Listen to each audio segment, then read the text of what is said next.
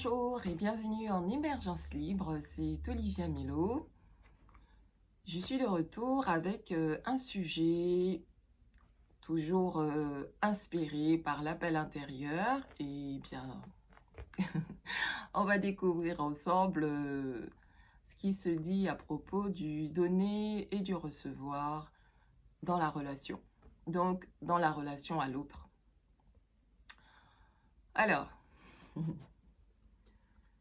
le donner, le recevoir dans la relation à l'autre. Ce que ça me dit tout de suite, c'est que à partir du moment où on est dans une relation qui s'est faite, qui s'est assemblée, rassemblée, donc d'une rencontre dans un but inconscient, c'est-à-dire dont les deux personnes n'ont pas conscience du réel de pourquoi la rencontre, qu'est-ce qui amène deux personnes à se rencontrer, quelles sont les lois planétaires, énergétiques à ce moment-là qui rentrent en correspondance pour les amener à échanger un regard et autres. Alors c'est vrai que dans la rencontre, on dit souvent que d'abord ce qu'on voit c'est le physique. Donc que d'abord ça va être une pulsion physique. C'est vrai, mais est-ce que c'est la seule vérité? Ce que ça me dit là, c'est que c'est pas tout à fait que ça ou ça. Avant cette rencontre physique, il y a déjà des éléments subtils et invisibles qui vont se canaliser dans les corps de tout un chacun pour préparer en fait cette rencontre. Et donc, il va y avoir une organisation, une orchestration de différents champs énergétiques, de différents champs subtils, de différentes vibrations qui sont portées par l'un et l'autre pour amener cette rencontre physique. Donc, bien sûr, on a tendance à le dire que rien n'est du hasard, oui, mais dans le rien n'est du hasard, on doit vraiment davantage, de plus en plus intégrer comment tout est programmé à partir de vibrations, de fréquences que tout un chacun porte, à partir de sa programmation, donc le plan de vie de son âme, à savoir ce qui, dans cette incarnation, doit être actualisé, ce qui doit être intégré, ce qui doit être développé, ce qui doit être transmuté.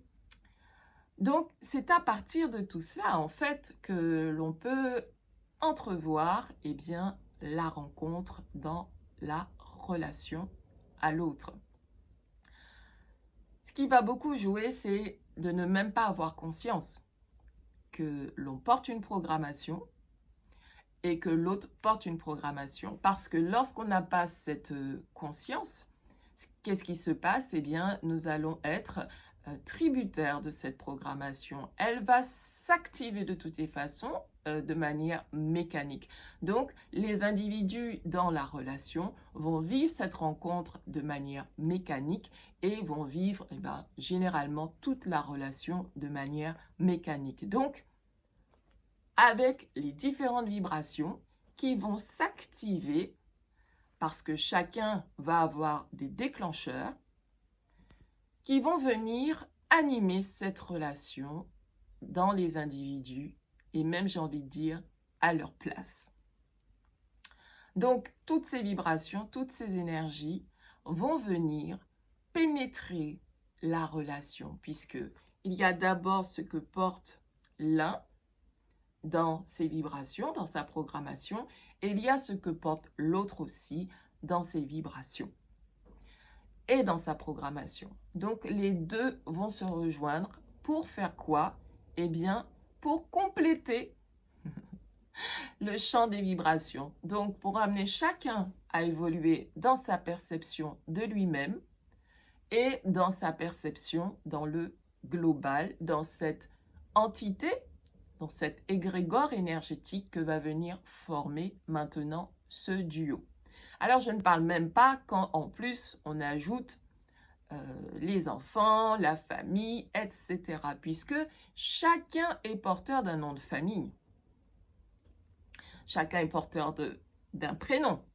Donc le prénom qui va vraiment incarner son essence propre, son essence individuelle.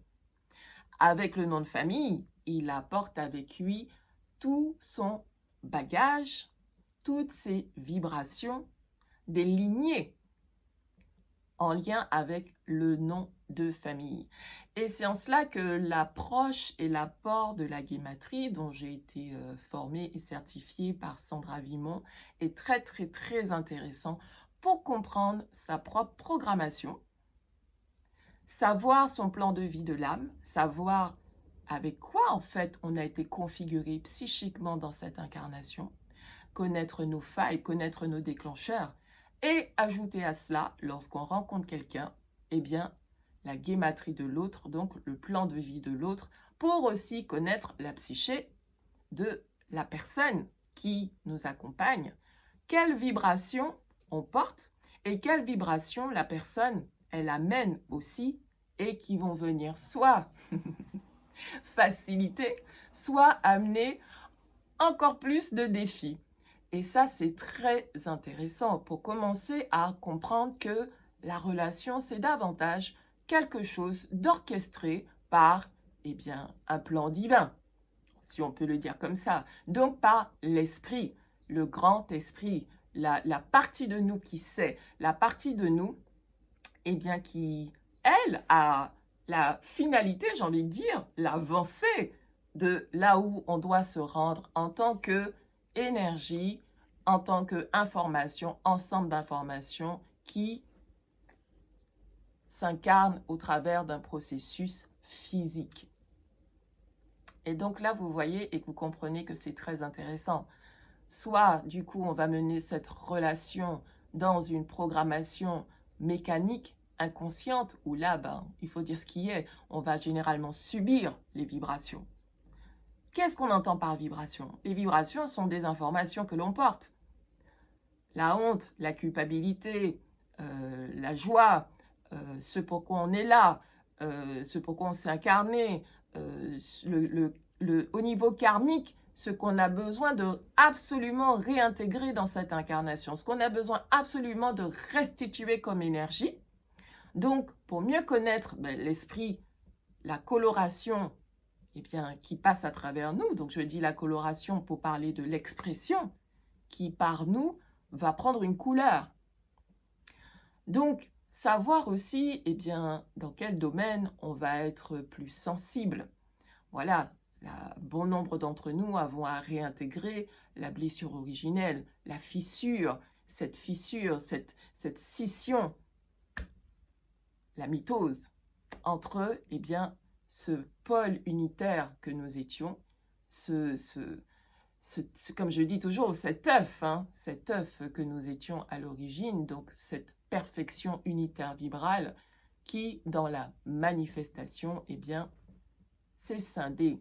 Donc, le fait de descendre dans l'incarnation a fait que, comme Sandra Vimont l'explique, donc sur le site supramental.biz, eh bien, la densification amène effectivement au fur et à mesure une perte de lumière, une perte d'énergie, donc une perte d'information. On n'est donc plus dans une structure qui était au départ complète. On est maintenant dans une structure davantage fragmentée. C'est ni bien ni mal, sauf que l'inconscience et l'ignorance de toutes ces informations font que dans la relation à l'autre et dans l'équilibre du donner et du recevoir, eh bien, il va toujours y avoir un jeu de rechercher de l'énergie, puisqu'on ne sait pas qu'on a perdu de l'énergie et qu'il faut restituer et réintégrer cette énergie.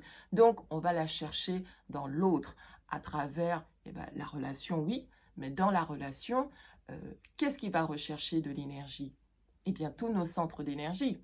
Nos centres d'énergie dits de qualité moindre, donc moins raffinés, et les énergies en nous qui sont plus raffinées, qui vont tenter d'amener progressivement les parties moins raffinées vers quelque chose de beaucoup plus raffiné. Mais ce qui se produit au départ, c'est davantage une bataille énergétique.